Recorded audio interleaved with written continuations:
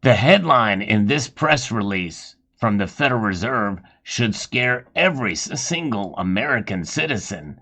The Federal Reserve has announced a July launch for the FedNow service, but the fundamental transformation of our monetary system is happening in days. Let's explore.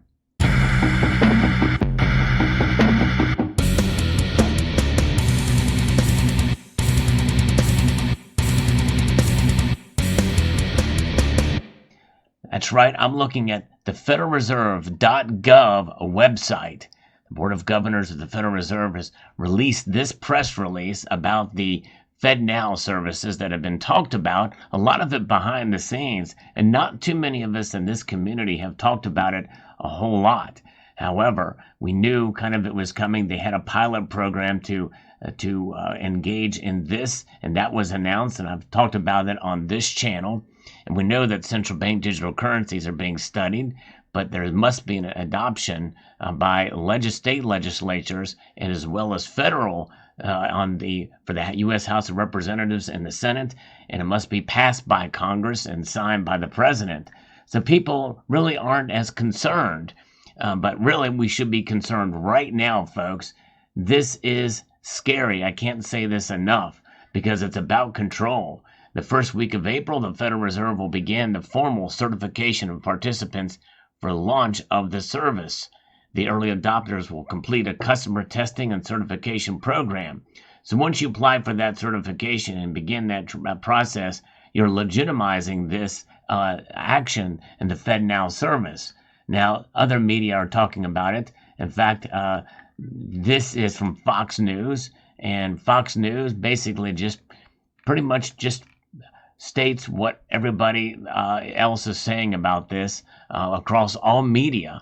And there's no negatives, apparently, that I'm seeing here. The only negative I could find on this was from Market Watch, of all places. And this is something that they're talking about it in a negative, but for different reasons. Bernstein analyst Harshita Rawat noted earlier in this year that she was watching the risk presented to Visa and MasterCard by the impending launch of FedNow, though she viewed the threat as being a more of a decade-plus time horizon than anything the more immediate. There are numerous non-trivial challenges FedNow implementations need to overcome to compete with card payments with respect to ubiquity. In other words, acceptance by all the banks. And that's kind of the key word here. It's about adoption, adoption for all financial institutions. So let's go to the FedNow website. This is the FedNow website, and it's interesting. They say get on board with the FedNow service. The new instant payment service will be here mid-2023, and they want you to get ready now. So what is this FedNow service? What is it about? Well, they have a PDF document here that talks a little bit about what this is, and it's a way to be able to transact very, very quickly.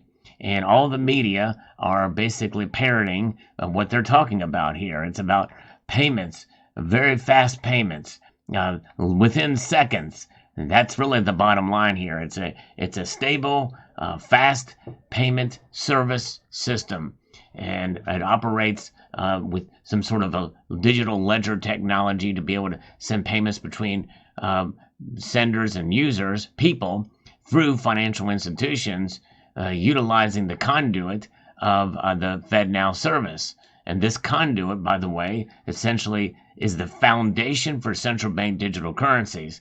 So that's the first way, the reason why we should be very scared about this, and the fact that it's coming literally in days with these applications from these financial institutions to get on board here. And so there it is. This is the centralization of our financial and monetary transactions across the country and probably even internationally for any institutions sending money through the United States or in the United States or outside of the United States. Anything that touches anything with relation to the dollar is going to be affected by this. And it is scary, folks. This is where we are headed. This is the foundation for central bank digital currencies. And of course, some will say, well, why is it scary?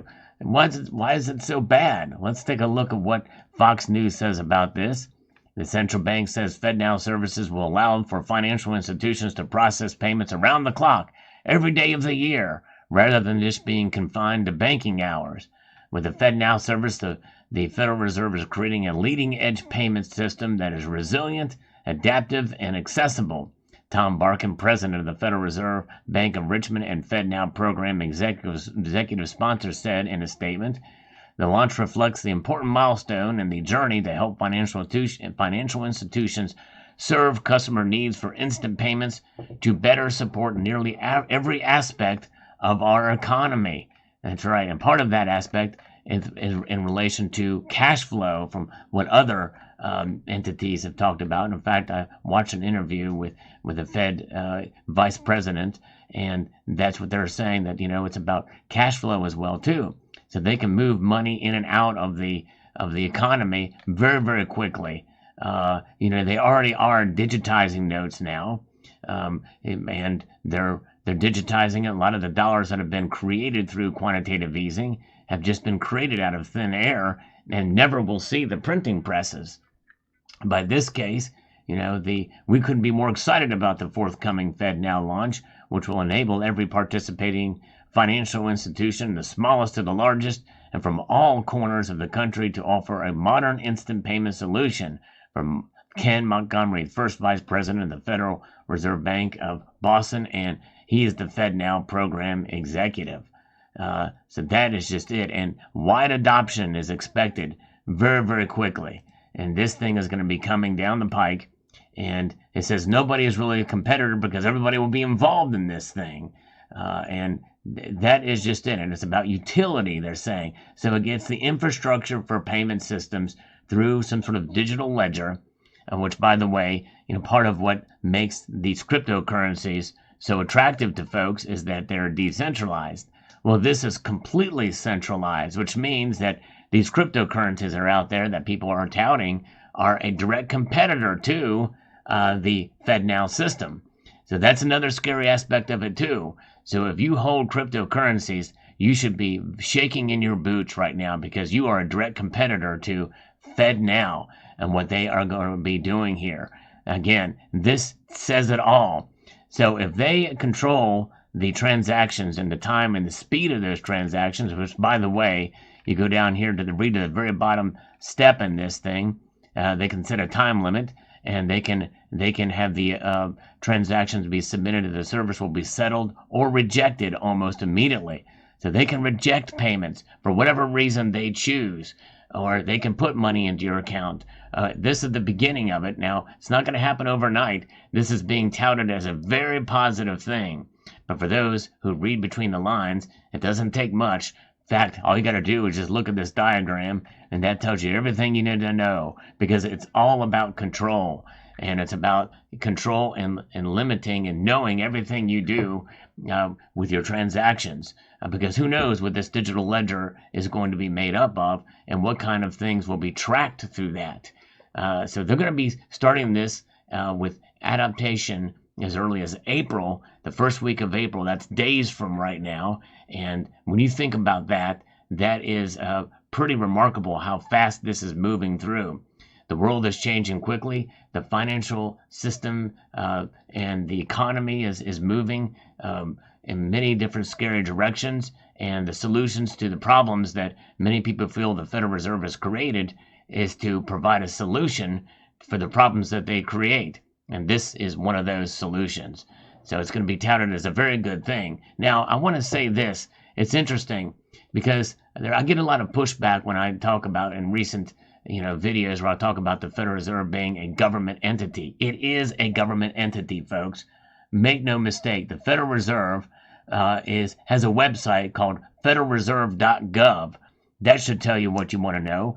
The word federal is in the name, and people say, well, hey, FedEx also has federal, and it's Federal Express in its name, and it's not a government entity. But the thing is it's an express service that is a private entity. It's a private company, and I'm sure the government probably has their hands in FedEx as well too, as many other companies. As you know, there is that. But the Federal Reserve is very closely tied to the government. Their board of governors are appointed by the president and confirmed by the Senate. They have a government website. Yes, they say it's a private entity, but everything they do is political. And really that's really the bottom line. So I will not refer to the Federal Reserve as a private bank. It's the central bank of the United States. It's completely public. The whole private thing, in my view, is just it's a misnomer, because it's really any entity that is charged with from bureaucrats appointed by politicians. To me, that is a public entity, and it's a public entity that has no accountability, like most of the administrative state in our government is. So there's that. Now, how do we protect ourselves against this? Folks, there's only one way to protect yourself. Well, there's two ways, I guess, and that is gold and silver. Hands down, this is the time to really consider having it, holding it, not selling it, and maybe even amping up buying it a little bit more, especially in light of this news that has come our way.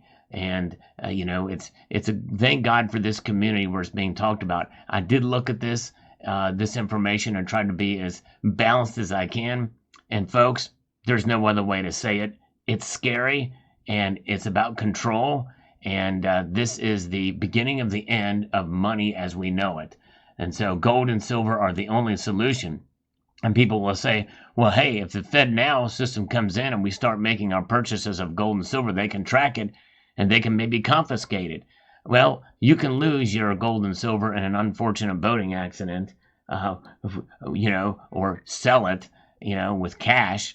The dollar bills, the cash notes that you have, the Federal Reserve notes, they're not really tied to it yet. And eventually they probably will be, in some manner or form. Watch out for those QR codes on your Federal Reserve notes down the line. But even as such, it's going to come to a point in time where you're going to be able to transact with gold and silver, where companies are going to be able to take payments and receive payments and give payments and pay utilizing physical gold and silver.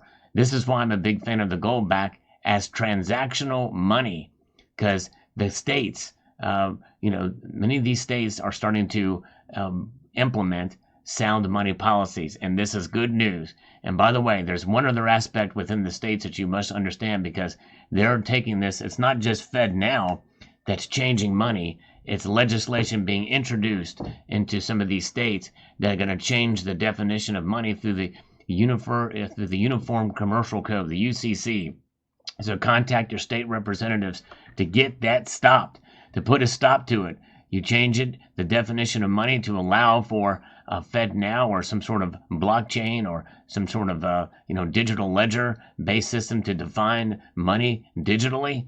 That's a very scary thing, and that sets another of the foundation for central bank digital currencies. Folks, it's coming, and it's coming in days. So the best way to do is to protect yourself for that time, because you never know what could happen and how quickly they could use it for nefarious purposes. Because anything the government touches and has control of, no good can come from it. So there you have it. Let me know what your thoughts are in the comment section below, especially if you think that I'm overreacting. I'd be very curious, because I can't think of any other reaction. I see no good in this at all.